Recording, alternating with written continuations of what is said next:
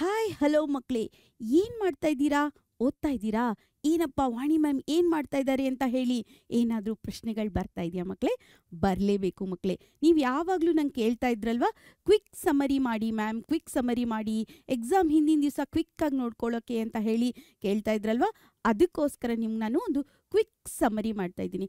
ಯಾವ ಪಾಠದ್ದಪ್ಪ ಅಂತ ಹೇಳಿದರೆ ಯುದ್ಧ ಪಾಠದ್ದು. ಏನಪ್ಪ ಯುದ್ಧದಲ್ಲಿ ಏನೇನಿದೆ ಅಂತ ಹೇಳಿ ಕ್ವಿಕ್ಕಾಗಿ ಹೇಳ್ತಾ ಹೋಗ್ತೀನಿ. ಏನಪ್ಪ ಅಂತ ಹೇಳಿದ್ರೆ ಇಲ್ಲಿ ಕಥೆಯ ಮುಖಾಂತರ ನಾನು ಹೇಳ್ತಾ ಹೋಗ್ತೀನಿ. ಪಾಠವನ್ನ ವಿವರಿಸಕ್ಕೆ ಹೋಗಲ್ಲ. ಇಲ್ಲಿ ನಾನು ಪಾತ್ರಗಳನ್ನ ಹೇಳ್ತೀನಿ.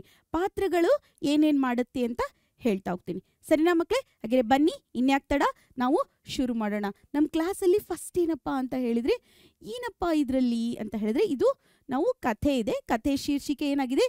ಯುದ್ಧ ಆಗಿದೆ. ಇದನ್ನ ಬರೆದವರು ಸರ್ ಅಬೂಬಕರ್. ಇದೇನು ನಾನು ಇಲ್ಲಿ ನೋಡಿ, ಸರ ಅಬೂಬಕರ್ ಮತ್ತೆ ಚಪ್ಪಲಿಗಳು ಅನ್ನೋಂಥ ಕಥಾ ಸಂಕಲನದಿಂದ ತಗೊಂಡಿದ್ದೀವಿ. ಇಲ್ಲೇನಾಗುತ್ತೆ ಅಂತ ಹೇಳಿದರೆ, ಒಂದು ಊರಿರುತ್ತೆ.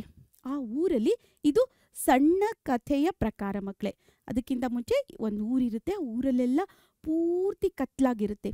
ಯಾಕಪ್ಪ ಕತ್ಲಾಗಿರುತ್ತೆ ಅಂತ ಹೇಳಿದ್ರೆ, ಈಗ ಯುದ್ಧ ನಡೆದಂಥ ಸಮಯದಲ್ಲಿ ಏನಾಗಿರುತ್ತೆ ಅಂತ ಹೇಳಿದ್ರೆ, ಗಡಿ ಪ್ರದೇಶದಲ್ಲಿ ಇರುವಂತಹ ಹಳ್ಳಿಗಳಲ್ಲಿ ಏನು ಮಾಡ್ತಾರೆ ಅಂತ ಹೇಳಿದರೆ, ವೈಮಾನಿಕ ದಾಳಿಯಿಂದ ಅಂದರೆ ವಿಮಾನದ ದಾಳಿ ಇರುತ್ತಲ್ವ, ಆ ದಾಳಿಯಿಂದ ತಪ್ಪಿಸ್ಕೊಳ್ಳೋಕ್ಕೆ, ದಾಳಿಯಿಂದ ತಪ್ಪಿಸ್ಕೊಳ್ಳೋದಕ್ಕೆ ಏನು ಮಾಡ್ತಾರೆ ಅಂದರೆ, ಊರೆಲ್ಲ ಕತ್ಲಾಗಿರ್ತಾರೆ. ಯಾಕಂದರೆ ಅಲ್ಲಿ ಲೈಟ್ ಇದ್ದರೆ ವಿಮಾನ ಏನು ಮಾಡ್ತವೆ, ಅಲ್ಲಿ ಅಟ್ಯಾಕ್ ಮಾಡ್ತಾರಲ್ವ. ಅದಕ್ಕೋಸ್ಕರ ಅದನ್ನು ಬ್ಲ್ಯಾಕ್ಔಟ್ ನಿಯಮ ಅಂತ ಹೇಳ್ತಾರೆ. ಅಂದರೆ ಕತ್ಲು ಹೊತ್ತಲ್ಲಿ ಏನು ಹಚ್ಕೊಳ್ದೇ ಇರೋದು, ಫುಲ್ ಕತ್ಲಿರೋದು. ಬರೀ ಮನೇಲಿ ಒಳಗಡೆ ಮಾತ್ರ ಸಣ್ಣ ದೀಪ ಹಚ್ಕೊಂಡು ಇರ್ತಾರೆ. ತುಂಬ ಲೈಟೆಲ್ಲ ಹಾಕೊಳ್ಳಲ್ಲ. ಎಲ್ಲಿ? ಗಡಿ ಪ್ರದೇಶದಲ್ಲಿ ಮಾತ್ರ ಇದನ್ನ ಏನು ಮಾಡ್ತಾರೆ, ಅನುಸರಿಸ್ತಾರೆ. ಅಂಥ ಒಂದು ಹಳ್ಳಿಯಲ್ಲಿ ಏನಾಗಿರುತ್ತೆ ಅಂತ ಹೇಳಿದ್ರೆ, ಒಂದು ಮನೆಯಲ್ಲಿ ಒಬ್ಬ ಹೆಂಗಸು ತುಂಬ ನರಳಾಡ್ತಾ ಇರ್ತಾಳೆ. ತುಂಬ ಆರ್ತನಾದ, ಅಯ್ಯೋ ಅಮ್ಮ ಅಂತ ಹೇಳಿ ಕೂಗ್ಕೊಳ್ತಾ ಇರ್ತಾಳೆ. ಅವಾಗ ಅಲ್ಲಿ ಏನಾಗ್ತಾ ಇರ್ಬೋದು, ಅಲ್ಲಿ ಒಬ್ಬ ಆ ಹೆಂಗಸಿಗೆ ಒಬ್ಬ ಅತ್ತೆ ಇರ್ತಾಳೆ. ಆ ಅತ್ತೆ ಅವಳ ಜೊತೆಯಲ್ಲಿ ಇರ್ತಾಳೆ. ಓಕೆ, ಅವಳು ಮುದುಕಿ ಅಂತ ಹೇಳಿ ನಮ್ಮ ಇದರಲ್ಲಿ ಕರೆದಾರೆ. ಏನು ಮ್ಯಾಮ್ ಮುದುಕಿ ಅಂತ ಹೇಳಿದಾರ? ನಾನು ಕರೆದಿಲ್ಲಪ್ಪ ಮುದುಕಿ ಅಂತ, ನಮ್ಮ ಲೇಖಕಿಯಾದಂಥ ಸರ್ ಅಬೂಬಕರ್ ಅವರೇ ಕರೆದಿದ್ದಾರೆ. ಓಕೆ, ಇಲ್ಲಿ ಏನಾಗಿರುತ್ತೆ ಇನ್ನೊಂದು ಕಡೆ ಅಂತ ಹೇಳಿದರೆ, ಇಲ್ಲಿ ಪೈಲಟ್ ಅಂದರೆ ಪೈಲಟ್ ಏನು ಮಾಡ್ತಾನೆ, ಒಂದು ವಿಮಾನ ಇರುತ್ತೆ, ಅದರಲ್ಲಿ ಪೈಲಟು ಮತ್ತು ವೈದ್ಯ ಸೈನಿಕ. ಇದು ವೈದ್ಯ ಸೈನಿಕನ ಹೆಸರೇನು? ರಾಹಿಲ. ಅವರಿಬ್ಬರು ಏನು ಬರ್ತಾ ಇರ್ತಾರೆ. ಆದರೆ ಅವ್ರಿಗೆ ವಿಮಾನಕ್ಕೆ ಸಂಪರ್ಕ ಸಿಗಲ್ಲ, ಗ್ರೌಂಡಿನೊಡನೆ ಸಂಪರ್ಕ ಸಿಗಲ್ಲ. ಅವಾಗ ಅವ್ರಿಗೆ ಎಲ್ಲಿ ನಿಲ್ಲಿಸ್ಬೇಕು ಅಂತ ಗೊತ್ತಾಗಲ್ಲ. ಅದು ವಿಮಾನ ಏನಾಗುತ್ತೆ, ಬಿದ್ದೋಗುತ್ತೆ ನೀರಲ್ಲಿ. ಅವಾಗ ಅವರು ನೀರಲ್ಲಿ ಬಿದ್ದಿದ್ದು ತೆವಳ್ಕೊಂಡು ಯಾರು? ರಾಹಿಲ. ಇಲ್ಲಿ ಇನ್ನೊಬ್ರದ್ದು ಏನಾಯಿತು ಅಂತ ಹೇಳಿ ನಮ್ಮ ಕಥೆಯಲ್ಲಿ ಬರಲ್ಲ. ಇಲ್ಲಿ ರಾಹಿಲನ್ ಮಾತ್ರ ಬರುತ್ತೆ. ರಾಹಿಲ ಯಾರು? ವೈದ್ಯ ಸೈನಿಕ. ಅಂದರೆ ಅಲ್ಲಿ ಸೈನ್ಯದಲ್ಲಿ ಕೆಲಸ ಮಾಡುವಂಥ ವೈದ್ಯ ಆಗಿರ್ತಾನೆ. ಅವನು ತೆವಳ್ಕೊಂಡು ಏನು ಮಾಡ್ತಾನೆ ಅಂತ ಹೇಳಿದರೆ, ಅಲ್ಲಿ ಬರ್ತಾನೆ. ಎಲ್ಲಿ? ಆ ಮನೆ ಹತ್ರ ಬರ್ತಾನೆ. ಆ ಮನೆ ಹತ್ರ ಬಂದ ತಕ್ಷಣ ಏನಾಗುತ್ತೆ ಅಂತ ಹೇಳಿದ್ರೆ, ನಿಮಗೆ ಗೊತ್ತಿರಬೇಕು, ಅವರು ಏನು ಮಾಡ್ತಾನೆ ಅಂದರೆ, ರಾಹಿಲ ಸ್ವಲ್ಪನೇ ಅಲ್ಲಿ ತೆವಳ್ಕೊಂಡು ಹೋಗಿ ಬರ್ತಾ ಇರಬೇಕಾದ್ರೆ ಅಲ್ಲಿ ಅವನಿಗೆ ಆರ್ತನಾದ ಕೇಳುತ್ತೆ. ಆ ಮನೆಯಲ್ಲಿ ಕೇಳುವಂಥ ರಾಹಿಲನ ಮನದಲ್ಲಿ ಮೂಡಿದ ಪ್ರಶ್ನೆಗಳಾವು ಅಂತ ಕೇಳ್ತಾರಲ್ವ. ಅವಾಗ ಅವನಿಗೇನತ್ತೆ, ಈ ಕತ್ಲು ಸಮಯದಲ್ಲಿ ಆ ಮನೇಲಿ ಏನಾಗ್ತಾ ಇರ್ಬೋದು ಅಂತ ಹೇಳಿ ಅವನ ಮನಸ್ಸಿನಲ್ಲಿ ಪ್ರಶ್ನೆಗಳು ಮೂಡುತ್ತೆ. ಆದರೂ ಕೂಡ ಬಂದ್ಬಿಟ್ಟು ಬಾಗಿಲು ತಟ್ಟಲೋ ಬೇಡೋ ಅಂತ ಹೇಳಿ ಬಾಗಿಲು ತಟ್ತಾನೆ. ಬಾಗಿಲು ತಟ್ಟಿದ ತಕ್ಷಣ ಯಾರವರು ಅಂತ ಹೇಳಿ ಅಲ್ಲಿ ಅಜ್ಜಿ ಇರ್ತಾಳಲ್ವ, ಅಜ್ಜಿ ಅಂದರೆ ಮುದುಕಿ ಇರ್ತಾಳಲ್ವ, ಅವಳು ಕೇಳ್ತಾಳೆ. ಕೇಳಿದ ತಕ್ಷಣ ಅವನು ಹೇಳ್ತಾನೆ, ನಾನು ಅಂತ ಹೇಳಿ. ಯಾರು ಅಂತ ಹೇಳಿದ್ರೆ, ನಾನು ಯುದ್ಧ ಮಾಡುವ ಮೂರ್ಖರ ಕಡೆಯವನಲ್ಲ ಅಂತ ಹೇಳ್ತಾನೆ. ಅಂದರೆ ನಾನು ಯುದ್ಧ ಮಾಡೋವ್ರ ಕಡೆಯವನಲ್ಲ ಅಂತ ಹೇಳ್ತಾನೆ. ಹೇಳಿದ ತಕ್ಷಣ ಅವಳು ಏನು ಮಾಡ್ತಾಳೆ, ತಾನು ಬಾಗಿಲನ್ನ ತೆಗಿತಾಳೆ. ಇಲ್ಲಿ ಮಾನವೀಯ ಮೌಲ್ಯಗಳ ಬಗ್ಗೆ ಹೆಚ್ಚಿನ ಮಹತ್ವವನ್ನು ಕೊಟ್ಟಿದ್ದಾರೆ. ಏನಪ್ಪ ಮಾನವೀಯ ಮೌಲ್ಯಗಳು ಅಂತ ಹೇಳಿ ನಿಮ್ಮ ಕ್ವಶನ್ ಬರುತ್ತೆ. ಏನು ಗೊತ್ತಾ, ಇಲ್ಲಿ ಸೈನಿಕ ಏನಾಗಿರ್ತಾನೆ, ಅಲ್ಲಿ ವೈದ್ಯ ಸೈನಿಕ ಏನಾಗಿರ್ತಾನೆ, ಅವನು ಯುದ್ಧ ಮಾಡುವವರ ಕಡೆಯವನೇ ಆಗಿದ್ರೂ ಕೂಡ ಅವನು ತನ್ನನ್ನು ನಾನು ಮಾನವೀಯ ಮೌಲ್ಯಗಳನ್ನು ಇಟ್ಕೊಂಡವನು ಅಂತ ಹೇಳಿ ಹೇಳ್ತಾ ಹೋಗ್ತಾನೆ. ಸರಿನಾ ಮಕ್ಕಳೇ? ಓಕೆ, ಹಾಗಿದ್ರೆ ಬಾಗಿಲು ತಟ್ತಾನೆ, ಒಳಗಡೆ ಹೋಗ್ತಾನೆ. ಒಳಗಡೆ ಹೋದ ತಕ್ಷಣ ಅವ್ನು ಕೇಳ್ತಾನೆ, ಏನಾಗಿದೆ ಅಂತ ಹೇಳಿ ಕೇಳ್ತಾನೆ. ಕೇಳಿದ ತಕ್ಷಣ ಅಜ್ಜಿ ಹೇಳ್ತಾಳೆ, ಅವಳು ಏನಂತಂದರೆ, ನನ್ನ ಸೊಸೆ ಸಂಕಟದಿಂದ, ಹೆರಿಗೆ ನೋವಿನಿಂದ ಬಳಲ್ತಾ ಇದ್ದಾಳೆ. ಈ ಯುದ್ಧ ಇರೋದಕ್ಕೋಸ್ಕರ ನಾ ಯಾರನ್ನೂ ಕರೆಯೋಕ್ಕಾಗ್ತಾ ಇಲ್ಲ, ಸೂಲ್ಗಿತ್ತಿನೂ ಕರೆಯೋಕ್ಕಾಗ್ತಾ ಇಲ್ಲ, ಡಾಕ್ಟ್ರನ್ನೂ ಕರೆಯೋಕ್ಕಾಗ್ತಾ ಇಲ್ಲ, ಮತ್ತು ಅವಳನ್ನು ಹಾಸ್ಪಿಟಲಿಗೂ ಕರ್ಕೊಂಡು ಹೋಗೋಕ್ಕಾಗ್ತಾ ಇಲ್ಲ ಅಂತ ಹೇಳಿ ಹೇಳ್ತಾಳೆ. ಹೇಳಿದ ತಕ್ಷಣ ಆವಾಗ ಅಲ್ಲಿ ರಾಹಿಲ ಏನು ಮಾಡ್ತಾನೆ ಅಂತ ಹೇಳಿದರೆ, ನಾನೊಬ್ಬ ವೈದ್ಯ ಇದ್ದೀನಿ, ನಾನು ನೋಡ್ಬೋದಾ, ನಾನು ಪರೀಕ್ಷೆ ಮಾಡ್ಬೋದಾ ಅಂತ ಹೇಳಿ ಕೇಳ್ತಾನೆ. ಆವಾಗ ಆ ಅಜ್ಜಿ ಇದ್ದಾಳಲ್ವ, ನಾನು ಆಯಿತು ಅಂತ ಹೇಳಿ ಅವಳು ತನ್ನ ಸೊಸೆಯನ್ನು ಪರೀಕ್ಷೆ ಮಾಡೋದಕ್ಕೆ ಕೊಡ್ತಾಳೆ. ಆವಾಗ ಅವನು ಬಟ್ಟೆ ಎಲ್ಲ ನೆಂದೋಗಿರುತ್ತೆ ಫಸ್ಟು, ಅದಕ್ಕೆ ಅವನು ಬಟ್ಟೆನ ಬದಲಾಯಿಸ್ಕೊಂಡು ಬರ್ತಾನೆ. ಆಮೇಲೆ ಬಂದುಬಿಟ್ಟು ಅವಳಿಗೆ ಏನು ಮಾಡ್ತಾನೆ ಅಂತ ಹೇಳಿದರೆ, ಅವಳ ಹೆರಿಗೆ ಮಾಡಿಸೋದಕ್ಕೆ ಟ್ರೈ ಮಾಡ್ತಾನೆ. ಪಾಪ ಎಷ್ಟು ಕಷ್ಟಪಟ್ಟು ಹೆರಿಗೆಯನ್ನು ಮಾಡಿಸ್ತಾನೆ, ಆದರೆ ಮಗು ಏನಾಗ್ಬಿಟ್ಟಿರುತ್ತೆ, ಅಲ್ಲಿ ಹೊಟ್ಟೆಯಲ್ಲೇ ಸತ್ತು ಹೋಗ್ಬಿಟ್ಟಿರುತ್ತೆ. ಯಾಕಂದರೆ ತುಂಬ ಹೊತ್ತಾಗ್ಬಿಟ್ಟಿರುತ್ತೆ, ಅದಕ್ಕೋಸ್ಕರ ಅದು ಸತ್ತು ಹೋಗ್ಬಿಟ್ಟಿರುತ್ತೆ. ಅವಾಗ ಆ ಸತ್ತ ಮಗುವನ್ನು ನೋಡಿ ಅಜ್ಜಿಗೆ ತುಂಬ ಬೇಜಾರಾಗುತ್ತೆ. ಆವಾಗ ಏನು ಹೇಳ್ತಾಳೆ, ನನ್ನ ಮಗ ಎಷ್ಟೊಂದು ವರ್ಷದಿಂದ ಈ ಮಗುವಿಗಾಗಿ ಹಾತೊರಿತಾ ಇದ್ದ, ನನ್ನ ಮಗ ಏನಂತ ಇದ್ದ, ನನಗೊಂದು ಮಗು ಹುಟ್ಟಿದರೆ ಸಾಕು ಅಂತ ಇದ್ದ, ತುಂಬ ವರ್ಷದಿಂದ ಅವ್ನು ಕಾಯ್ತಾ ಇದ್ದ, ಆದರೆ ಪಾಪ ಬಂದ ಮೇಲೆ ಏನು ಹೇಳಬೇಕು ಅಂತ ಹೇಳಿ ಹೇಳ್ತಾಳೆ. ಮತ್ತು ಆ ಮಗುವಿನ ಕಣ್ಣುಗಳು, ಅಂದರೆ ಆ ಸತ್ತ ಮಗುವಿನ ಕಣ್ಣುಗಳು ತನ್ನ ಮಗನ ಇದೆಯಲ್ಲ ಅಂತ ಹೇಳಿ ಹೇಳ್ತಾ ಇರ್ತಾಳೆ. ತನ್ನ ಮಗನಿಗೆ ಹೋಲಿಸ್ಕೊತಾ ಇರ್ತಾಳೆ ಅವಳು ಅಜ್ಜಿ. ಅವಾಗ ಆ ಮಗು ಸತ್ತೋಗ್ಬಿಡುತ್ತೆ. ಅವಾಗ ಬೇಜಾರಾಗುತ್ತೆ, ಅಜ್ಜಿಗೆ ತುಂಬ ಬೇಜಾರಾಗುತ್ತೆ. ಆದರೆ ಅಷ್ಟರಲ್ಲೇ ಏನಾಗುತ್ತೆ ಅಂತ ಹೇಳಿದರೆ, ಅವಳು ರಾಹಿಲನಿಗೆ ಏನು ಮಾಡ್ತಾಳೆ ಅಂತ ಹೇಳಿದರೆ, ಅವನು ಕಾಲೆಲ್ಲ ತೆವಳ್ಕೊಂಡು ಬಂದಿರ್ತಾನಲ್ವ, ಅವನ ಕಾಲಿಗೆಲ್ಲ ಪೆಟ್ಟಾಗಿರುತ್ತೆ, ಅವನಿಗೆ ಆ ಒಂದು ಶುಶ್ರೂಷೆ ಮಾಡ್ಕೊಳ್ಳೋಕ್ಕೆ ಹೆಲ್ಪ್ ಮಾಡ್ತಾಳೆ. ಅಂದರೆ ಕಟ್ಟಿಗೆನ ಕೊಟ್ಟು ಅದನ್ನು ಕಟ್ಕೊಳ್ಳೋ ಥರ ಅದೆಲ್ಲ ಹೆಲ್ಪ್ ಮಾಡ್ತಾಳೆ. ನೋಡಿ, ಇಲ್ಲಿ ಇಬ್ಬರು ವಿರುದ್ಧ ದೇಶದ, ಅಂದರೆ ವೈರಿ ದೇಶದ ಇಬ್ಬರು ಏನಾಗ್ತಾರೆ, ಮಾನವೀಯತೆಗೆ ಸ್ಪಂದಿಸ್ತಾರೆ ಅನ್ನೋದನ್ನ ಹೇಳಲಾಗುತ್ತೆ. ಇಲ್ಲಿ ಮಾನವೀಯತೆ ಅಂತ ಹೇಳಿದಾಗ ಏನಾಗುತ್ತೆ, ಇಲ್ಲಿ ಯಾರು ಸಂಕಷ್ಟದಲ್ಲಿದ್ದಾರೆ ಅವರಿಗೆ ಹೆಲ್ಪ್ ಮಾಡೋದು, ಒಬ್ರನ್ನೊಬ್ರು ಹೆಲ್ಪ್ ಮಾಡ್ತಾರೆ, ಒಬ್ರಿಗೊಬ್ರಿಗೆ ಬಾಂಧವ್ಯ ಬೆಳೆಯುತ್ತೆ. ಆಮೇಲೆ ತಮ್ಮ ಕತೆಗಳನ್ನು ಹೇಳ್ಕೊತಾರೆ.